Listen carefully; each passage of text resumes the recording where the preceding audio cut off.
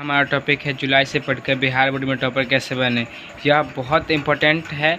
जो बच्चे अभी तक कुछ भी शुरू नहीं किए हैं या फिर किए हैं लेकिन उतना अच्छा से पढ़े नहीं हैं, तो इसके लिए सबसे पहली चीज़ राइटिंग अगर आपका अच्छा है तो 15 से 20 मार्क्स आपका जो कटता है राइटिंग टीचर, जैसे हिंदी हो गया, संस्कृत हो गया, इस या फिर मैक्सिमम सब विषय में कटते हैं, लेकिन हिंदी संस्कृत में ज़्यादा से ज़्यादा अक्षर पे भी नंबर कटता है। तो ये सबसे बड़ी चीज़ है राइटिंग को क्लियर करना। दूसरी बात है स्कोरिंग सब्जेक्ट बिहार बोर्ड में मैथ, संस्कृत और हिंदी है। यह इसलिए है क्योंकि इसमें नंबर 100 नंबर के तीनों हैं, इसमें कोई प्रैक्टिकल नंबर नहीं है। इसमें सबसे पहली चीज़ मैथ का कहाँ कमजोरी होता है बच्चा का, प्रैक्टिस नहीं करता है, सिर्फ फार्मूला और या तो फार्मूला भी याद नहीं रखता है।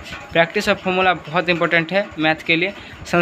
संस्कृत 50 नंबर पहले बुक से होता है, तो पहले बुक पूरा पढ़ेंगे, फिर उसके बाद आते हैं तो गद्यांश। ये तो ईजी होता है, कोई भी बना सकता है, लेकिन अनुच्छेद जो बच्चा करता है लास्ट टाइम में फरवरी या में शुरू करता है, ये सबसे बड़ी गलती है। अनुच्छेद ज़्यादा नहीं होता है, बिहार बोर्ड पूछता है 10 से 12 डेली पूछता है, डेली या प्रत्येक बार पूछता है।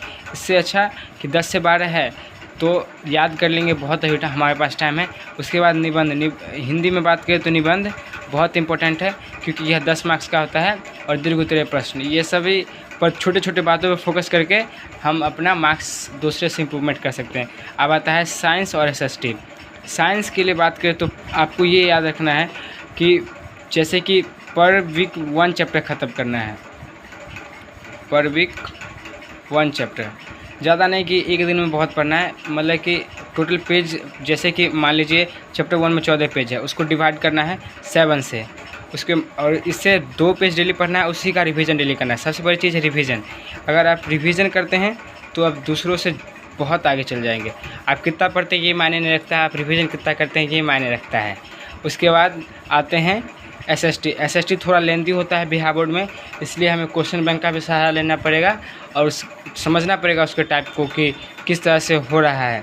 उसके बाद ऐसे ही, और अगर ऐसा करते हैं SST में भी, जैसे कि इस वीक में हमने ख़त्म कर दिया हिस्ट्री का 1 चैप्टर, तो अगले वीक में रिवीजन के साथ साथ, नेक्स्ट वीक में रिवीजन के साथ साथ हमें सिविक्स का 1 चैप्टर ख़त्म करना है। ऐसे करके मतलब प्रत्येक मंथ में 4 चैप्टर ख़त्म होगा। ज़्यादा चैप्टर है नहीं बिहार बोर्ड में, टोटल 125 चैप्टर है। मैथ के लिए टोटल सब मिला के 125 या उससे कम है, मुझे तो टोटल ऐसे नहीं पता है, लेकिन ऐसे ही है, कुछ 100 या कुछ ऐसे चैप्टर है।